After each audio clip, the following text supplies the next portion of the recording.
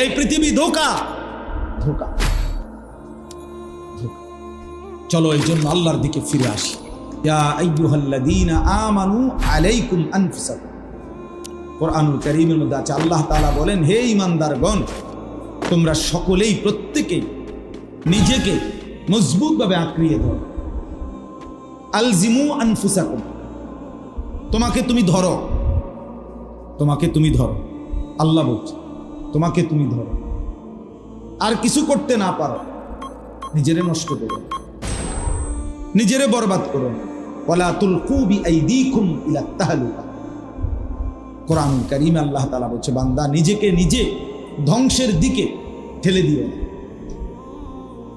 নিজেকে নিজে বরবাদ করে দাও, এত বড় ক্ষতি নিজের করো। আল্লাহ তাআলা বলছে, ইয়া আইয়ুহাল্লাযীনা আমানু কু আনফুসাকুম ওয়া আহলিকুম নার।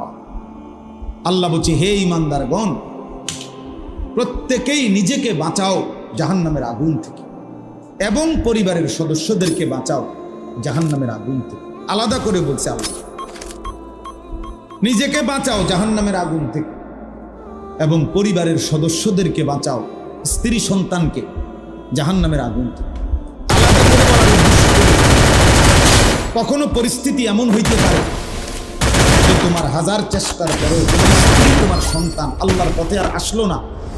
তো আল্লাহ তাআলা বললেন, ওই মুহূর্তে তোমার ঘরেও যদি স্ত্রী সন্তান তোমার পরিবর্তন না হয়, আল্লাহর দিকে ফিরে না আসে, জাহান্নাম থেকে বাঁচতে না চায়, তো কমপক্ষে নিজেকে একা হলেও বাঁচাও।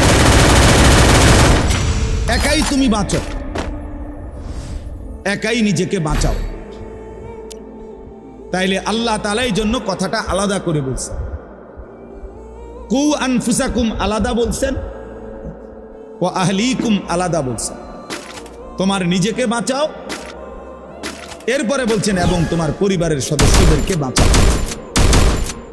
এই জন্য ভাইয়া, এই পৃথিবীর কেউ যদি তোমার কথা না শুনে, এমনকি তোমার ঘর, তোমার পরিবার, তোমার স্ত্রী সন্তান, আল্লাহ তাআলা বলছে তবুও মুমিন নিজেকে বাঁচাও, একাও বাঁচাও, তবুও হাল ছাইরো না। তুমি একা হলেও